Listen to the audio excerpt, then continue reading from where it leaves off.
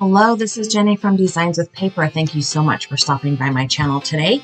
Have you ever purchased an art or craft supply and then not known how to use it even though you loved it when you saw it?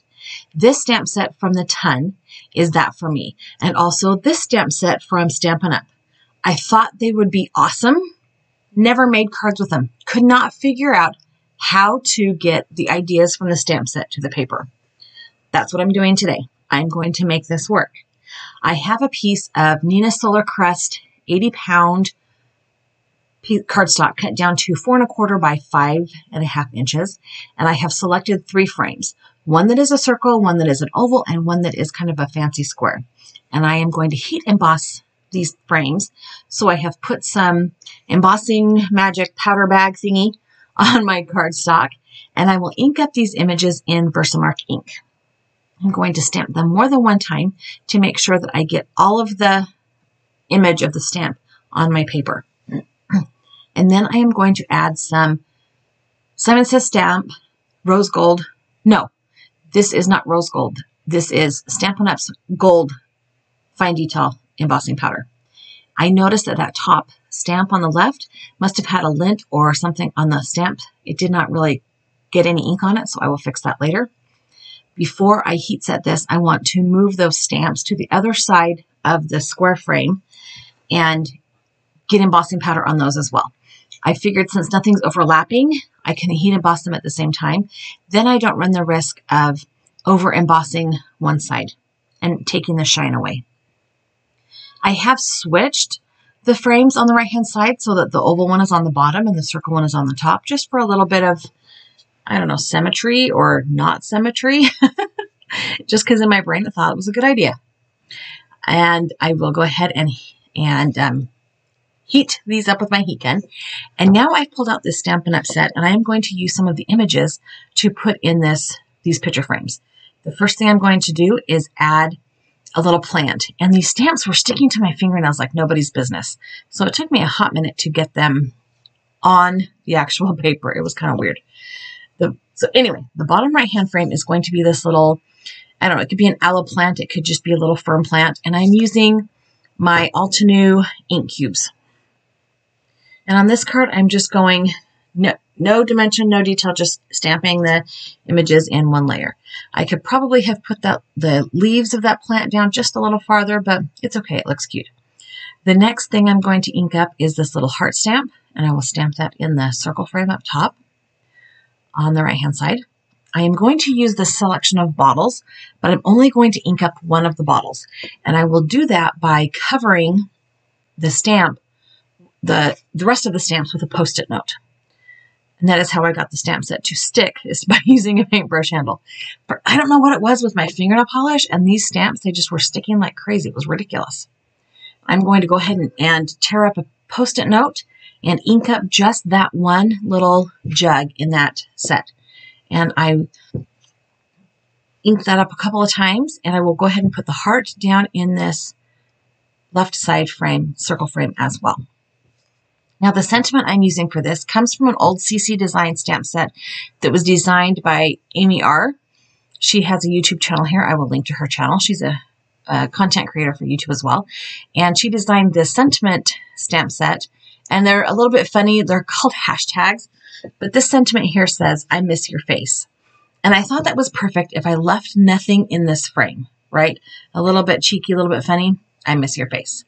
So now I need to put this onto a card base. And I pulled out this pink cardstock that is kind of the same color as those hearts. And I've decided I want to add a border. So I've pulled out my Waffle Flower A2 layers dies, and I am just going to decide which die I want to use based on how much of a border of that pink cardstock I want to leave. And that's the one. I don't know what the measurement is. I'm guessing probably about 4 by 5 1/4 or 5 by 3 3/4. Didn't measure, just use the frame. And I will run that through my die cut machine and trim that panel out. And voila, there it is. So now I have my focal image panel, and I'm ready to put it onto my card base. But I've decided that my card base is just a little bit boring, and it needs a little bit of something, something. So I pulled out an embossing folder, and it is, oh my goodness, I don't know what, it's just a pretty pattern that looks like wallpaper. And you can see as I run that through, it's got a nice texture to it, but I'm still feeling like there's something missing here. So I pulled out this gold foil cardstock, and I will pull out the die just larger than the one that I used to cut that panel down with, and put a piece of gold cardstock behind that stamped panel. And it's kind of funny, you can see my ceiling fan in the gold. It's super shiny. And there is my gold cardstock panel, and I'm going to go ahead and put this card together now. I will adhere the white stamped panel onto that gold mirror cardstock, and then I will adhere the gold panel to the pink embossed panel. And then we are almost done with this card. Now, this is sped up kind of super fast because I wanted to make sure I could get both cards in without having a 30 or 40-minute video. If you don't like the speeded up part and you would like to see a 30 to 40-minute video, let me know down below. Leave me a comment. Tell me to stop speeding it up so much. I am going to put a piece of copy paper on the inside of this card. That is my standard. Unless it is a white card base, I always add the copy paper. All right, card number 2. I want to use this bookcase builder stamp set from Stampin' Up. And I've got my Misty tool, and I've got a piece of Neenah cardstock, 4 1/4 by 5 1/2 inches. That's just how they're all cut. And then eventually I trim them down. And I am going to use this shelf piece and a little ruler to make sure it's straight. And I will be using Altenew ink cubes again. And I've just picked a brown one out of my drawer, and I will stamp this shelf in a brown ink. And then I'm going to start picking the things I want to stamp on top of this shelf. For this card, I did kind of 2-tone or 3-tone stamp the images. So the first thing I want to use is this set of bottles, and I'm going to start with some mint greens or some aqua greens. And I've pulled out the dark and the medium, and I'm stamping up the bottles in the light ink, and you can hardly even see it. It's barely there. And then I will stamp the bottom of the bottles up with a darker ink, and it gives it kind of a gradient effect, but the difference was too much. So then I pulled in a third color, the medium tone ink, and added that to kind of the middle half of the bottles. So there was just a little bit of a smoother transition between the really light and the really dark. And then I will stamp the whole thing again in the light ink just to kind of give that a final stamping. The next thing I'm going to use is this stack of books. And I am going to bring out a different color brown, a lighter brown ink than the shelf. And I will stamp that up. And I will do the same thing, but this time using one ink. I will stamp each book multiple times with that one color of ink so that there's a light, medium, and a dark.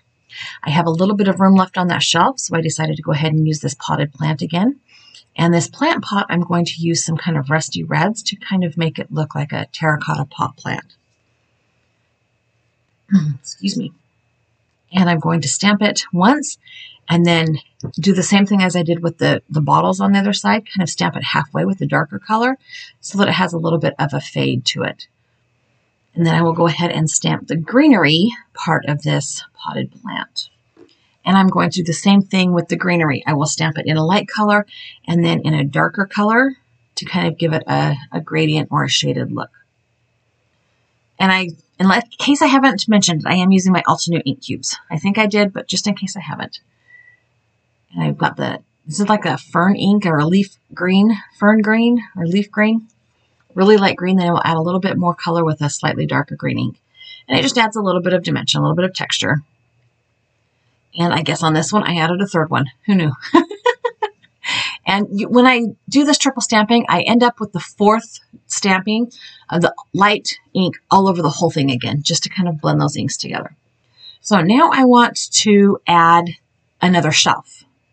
And I have to be careful not to be too low, or else it's going to hit those bottles. But I also have to be careful of my ruler and the hinge on the Misty, and I want to line them up the same. I think they're kind of off. They're kind of wonky, but we're just going with it. We're just going with it. We are going to make these stamps that I thought were so cute work. We're just going with it. So here I have the second stamp, and I'm actually going to stamp the sentiment on this stamp. And this sentiment has a lot of really cute stamps or sentiments that have both handwriting and font. And the one I'm choosing says, I love you and all of your stuff, but I'm going to do it in 2 sections.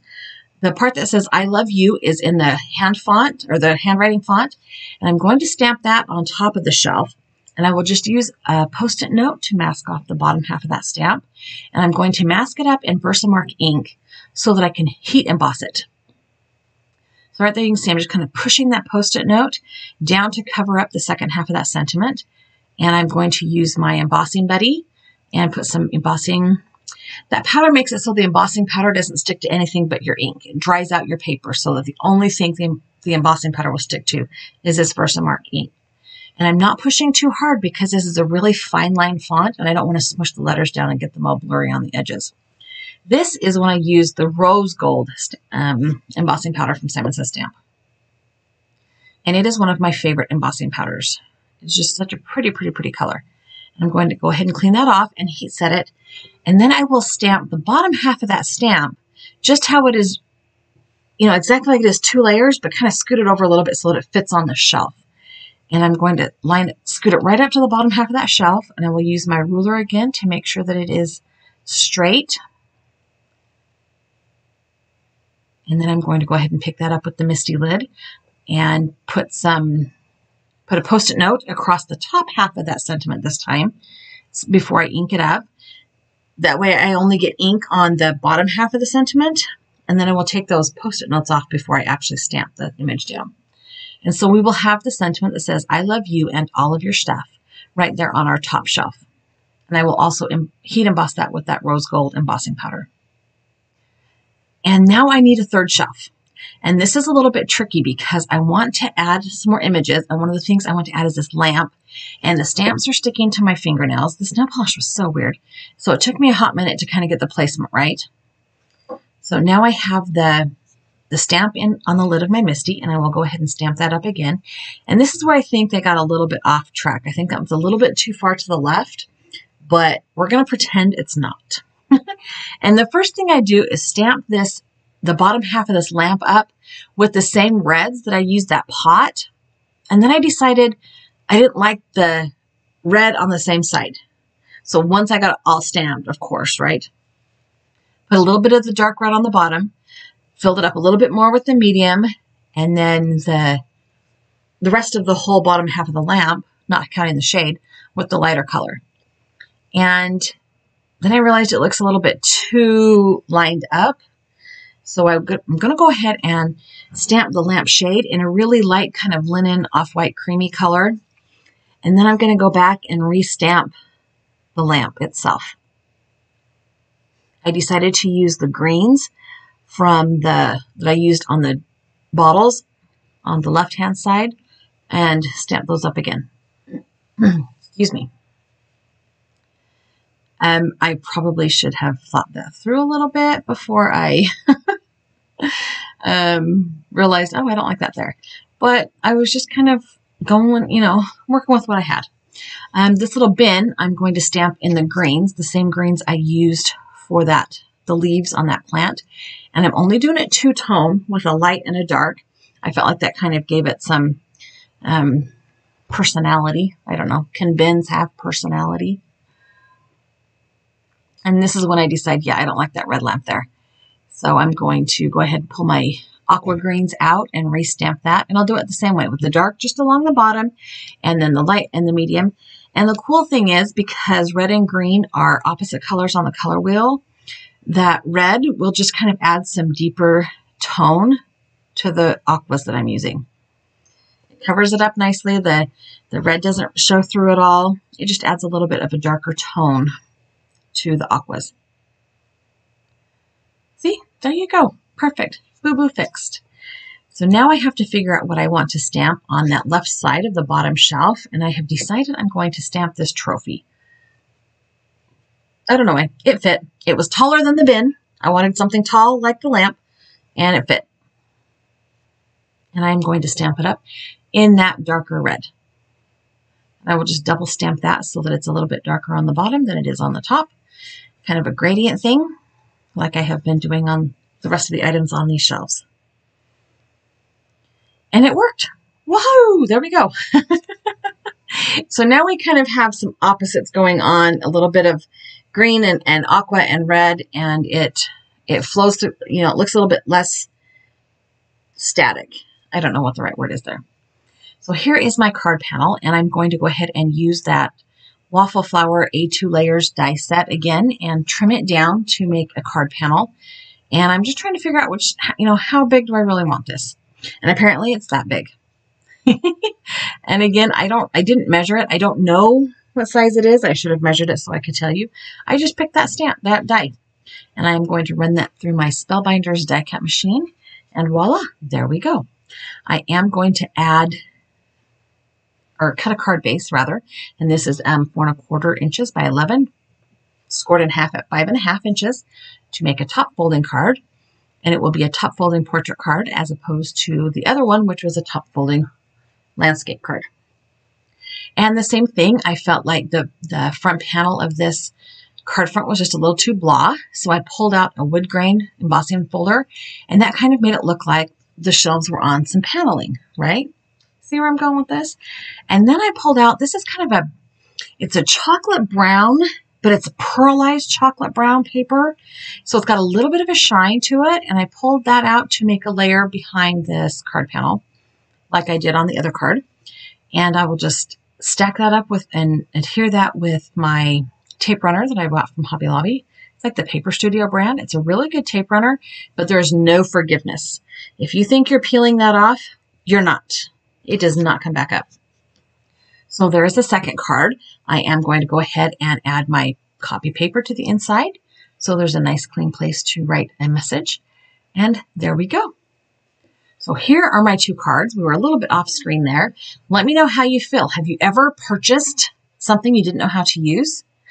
Check out these other videos I have for you. And if you have not already, subscribe to my channel.